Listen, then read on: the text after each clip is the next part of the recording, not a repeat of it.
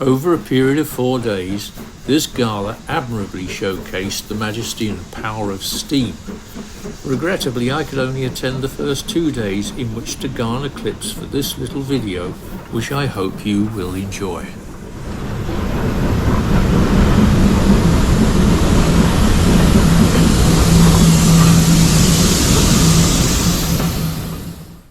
We begin early morning at Gromont and find some people have been at work for hours.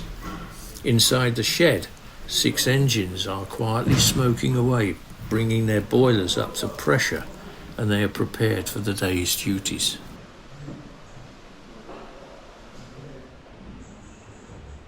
The smoky atmosphere raises one's expectations for an enjoyable steam day ahead.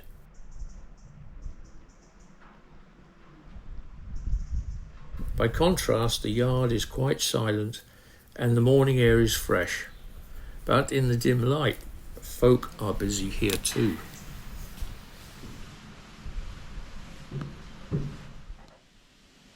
To delight them, the gala public will be presented with an array of gleaming locomotives, all fit for service.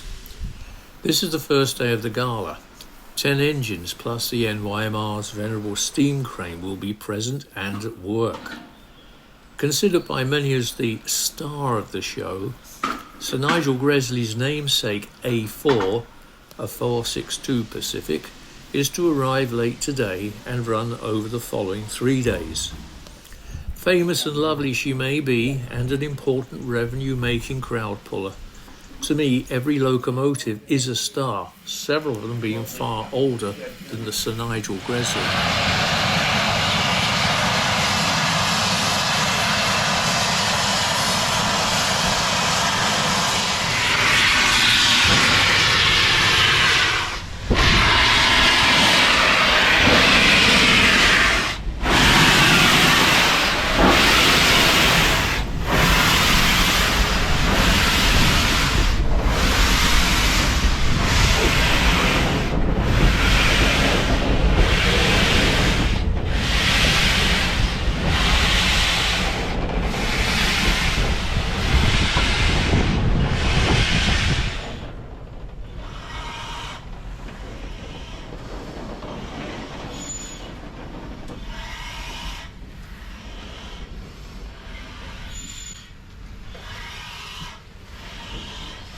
Driving a steam engine might seem glamorous, but there are many unglamorous, mucky supporting jobs to be done.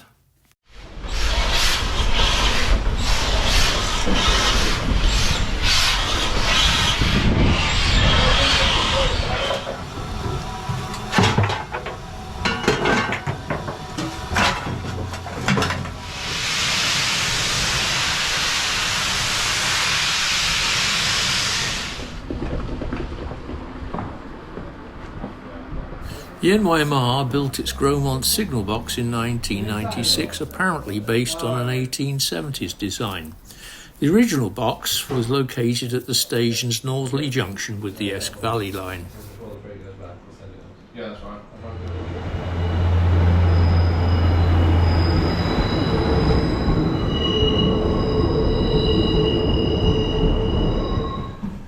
Originally known as Tunnel, Gromont opened in 1835 prior to the Whitby to Pickering line's completion a year later as a horse-drawn line. The tunnel now is the footpath to the engine sheds and yard.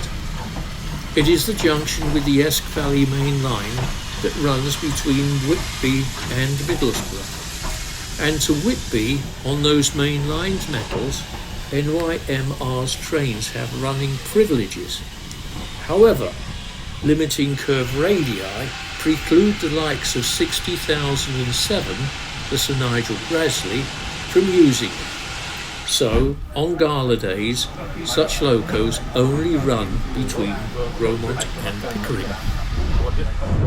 However, other locomotives such as the Schools class and the Black Fives do complete the route through to Whitby.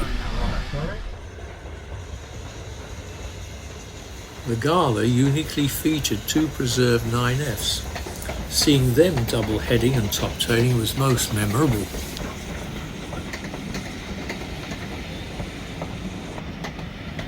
Saved from the scrapyard cutting torch, 9 of the class remain. However, NYMR's 92134 is the only one sporting a single chimney. All others have doubles. In 1979, 80136 was also rescued from the scrapyard, eventually being restored to steam in 1998 and now an NYMR resident.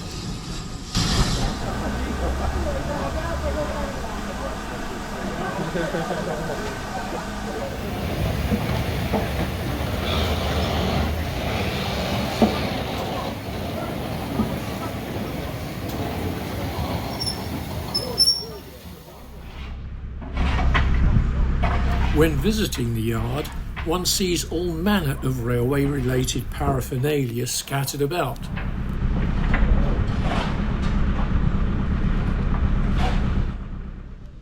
The steam crane is not a static ornament, regularly earning its keep.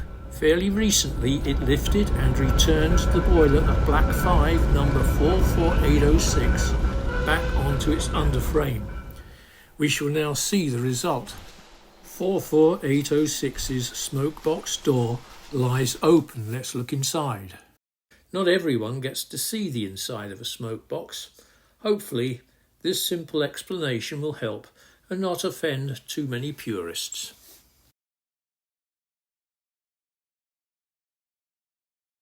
The blast pipe accelerates the exhaust steam, directing it into the chimney at the top.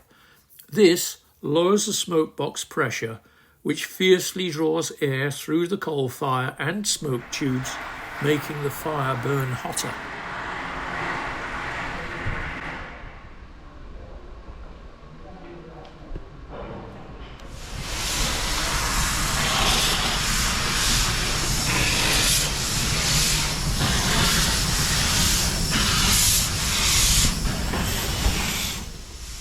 By now, the variety of locomotive types organised by the North York Moors Railway for this gala is becoming apparent.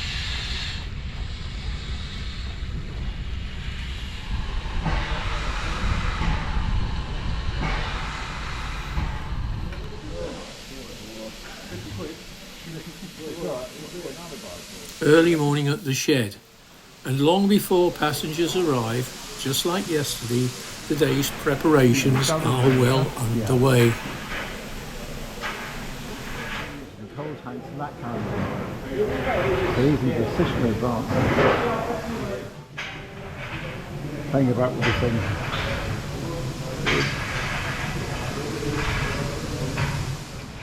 (92214) was built in 1959, the twilight of British steam engine construction, and in 2015 it was named Leicester City in recognition of its eponymous soccer team being promoted to England's Premier League, but was promptly relieved of that appendage when that team was relegated in 2023. Regardless, 92214 has and always will be in the Premier League of heritage engines as far as I'm concerned.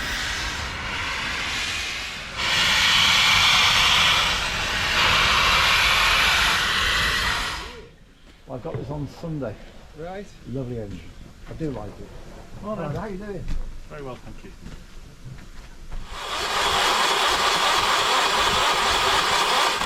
$50.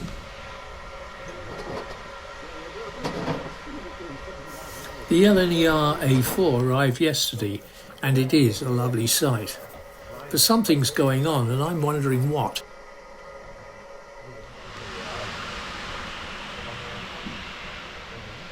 Would you like some breakfast at Landerman? Lovely, I'll join you. We'll cook it on the shovel for you. Oh, magic. No problem. Sneak it off shed early. It's quite a beastie. Yeah. It's interesting looking at it. You can see just how big an engine it is too. People think of A4s as being, you know. God, those are big sausages, as the actress said to me.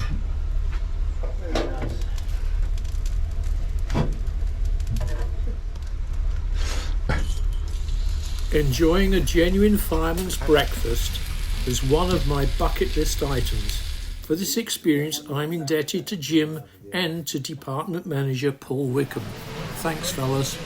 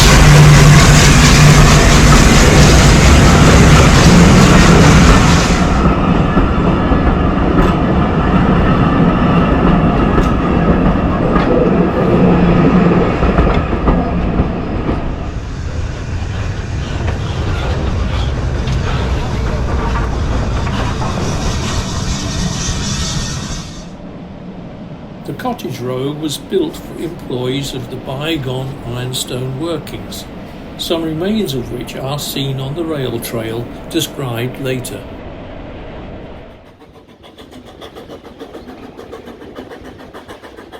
From the engine sheds up to Goathland, the gradient is 1 in 49.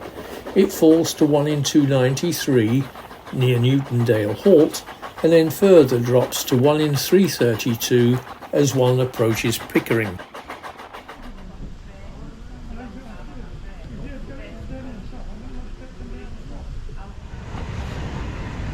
Designed by Robert Riddles and with a tractive force of nearly 40,000 pounds, the 9Fs could haul a formidable load. For example, number 92203, called Black Prince, hauled 2,198 tons in 1982.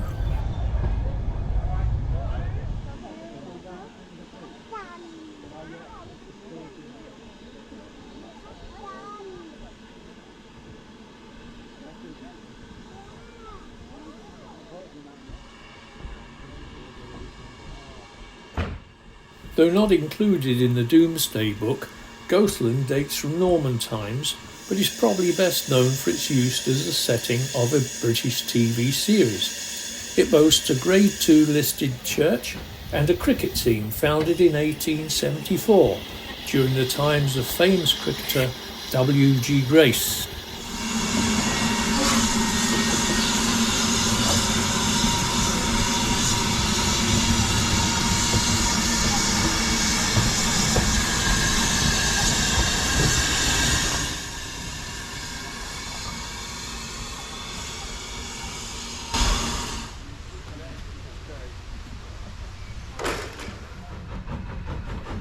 The present Goathland station sits east of the original Goathland Bank Top, so called because it was at the top of the rope-worked incline of George Stephenson's 1835 Whitby to Pickering line.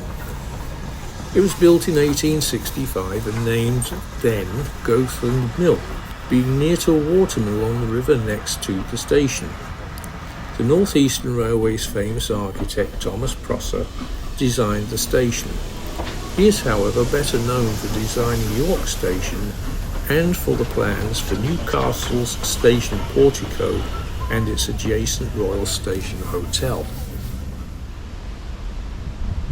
Between trains arriving and departing, it's worthwhile to just walk about, examine the old coal drop, the river, the original mill, as well as the station interior itself.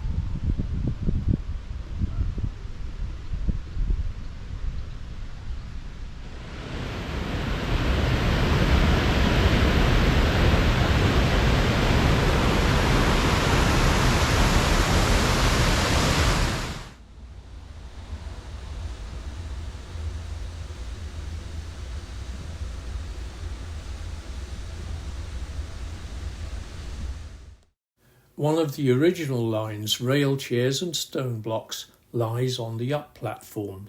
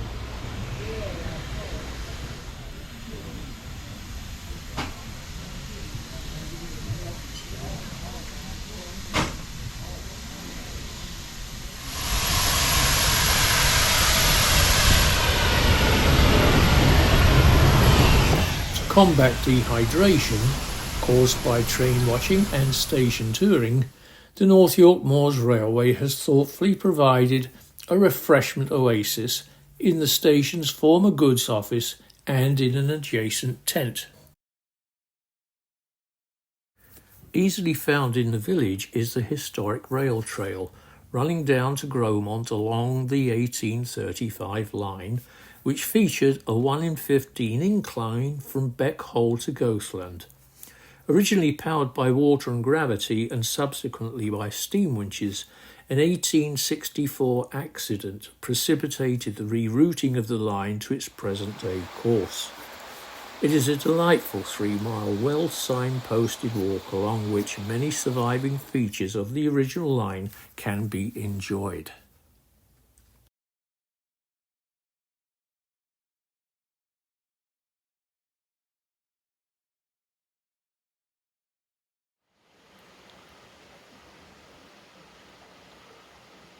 The Merkesk River has occasionally delivered destructive torrents of water.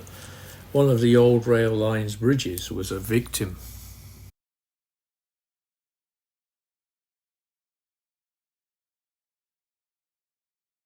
Stevenson's old line affords one a peaceful walk through lovely countryside, but never straying too far from the present-day railway, and the muffled background sound of the steam trains is frequently heard as they travel along the meandering line.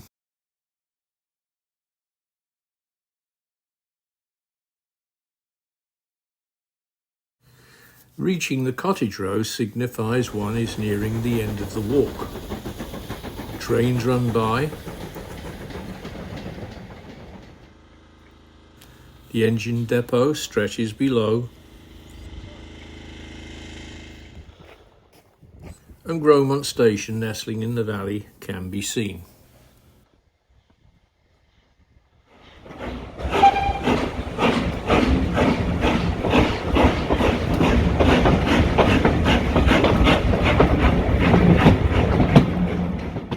The meandering-esque, Merk-esque rivers and becks dictated the need for many bridges along the line, which require regular inspection and maintenance.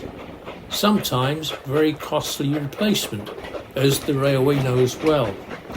In recent years, 3 150-year-old ones were removed and replaced with newly fabricated ones in order that the line could continue operating.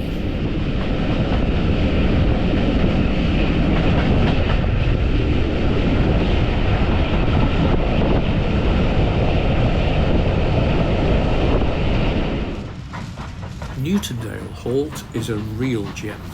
The trains only stop by request made to the guard or by flagging down an oncoming train. Few people take the trouble to alight there. It is a sylvan place with a tranquil atmosphere. No road access to the station exists.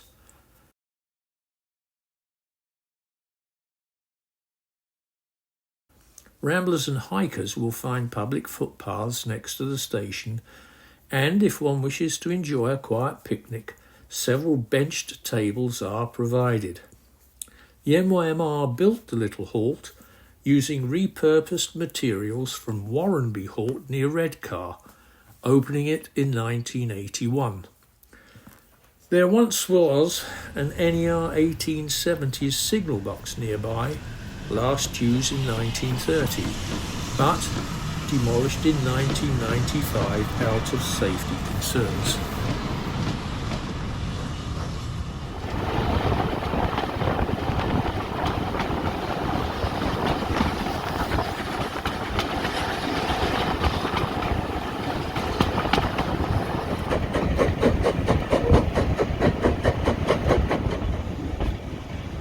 The York and North Midland Railway built Lewisham on land provided by the local rector. The station building was a farmhouse adapted for such use. It's now Grade 2 listed. And in 1876 the signal box was constructed, like others along the line.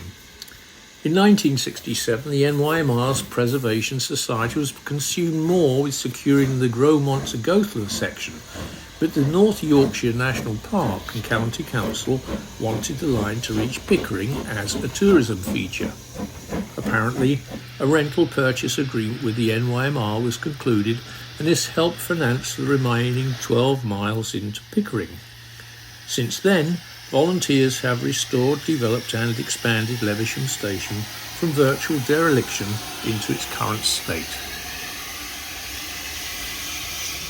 Many disused 1835 railstone blocks were used building the station. Some of them are visible on the upside platform end, indicating the junction with the abandoned stub end platform.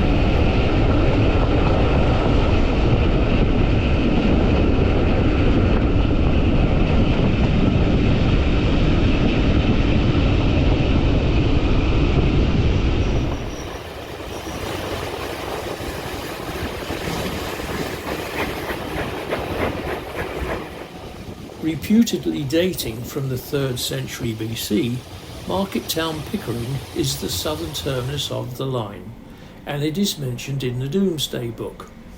A now ruined castle and a stunning Grade 1 listed parish church of Anglo-Saxon origin, which contains 15th century wall paintings and a capital green man, are major attractions. It is a delightful stop.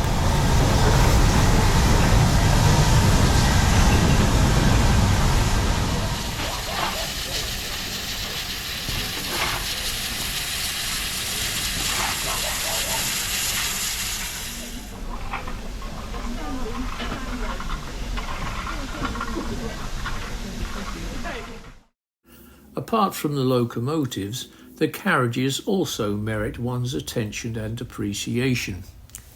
A short walk from the station is the Atkins shed, in which volunteers of the LNERCA patiently and lovingly restore them, after having carefully researched the original designs and materials so as to achieve as much authenticity as possible.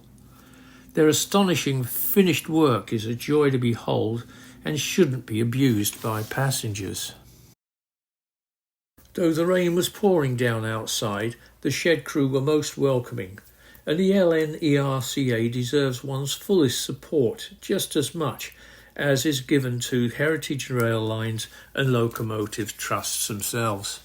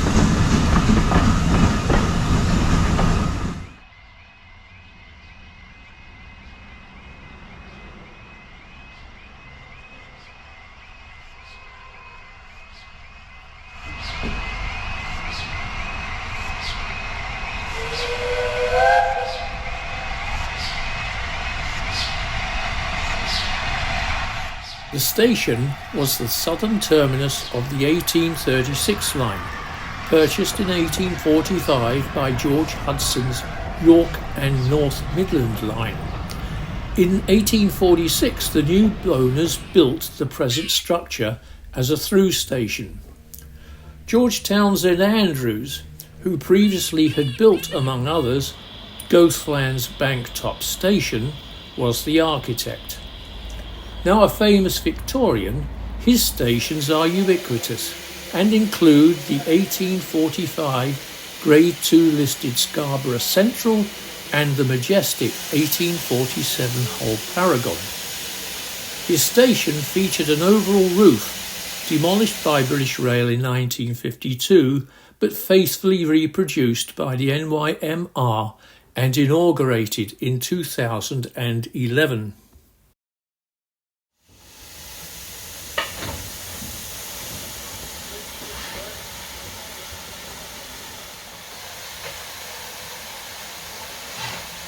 The late evening activity in this Stygian gloom also brought back fond memories of nighttime steam.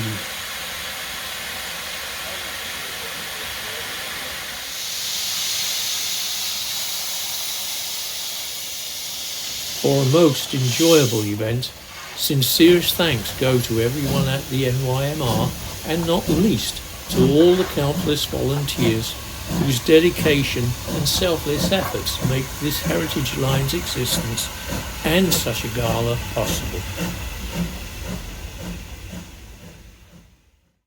Thank you for watching.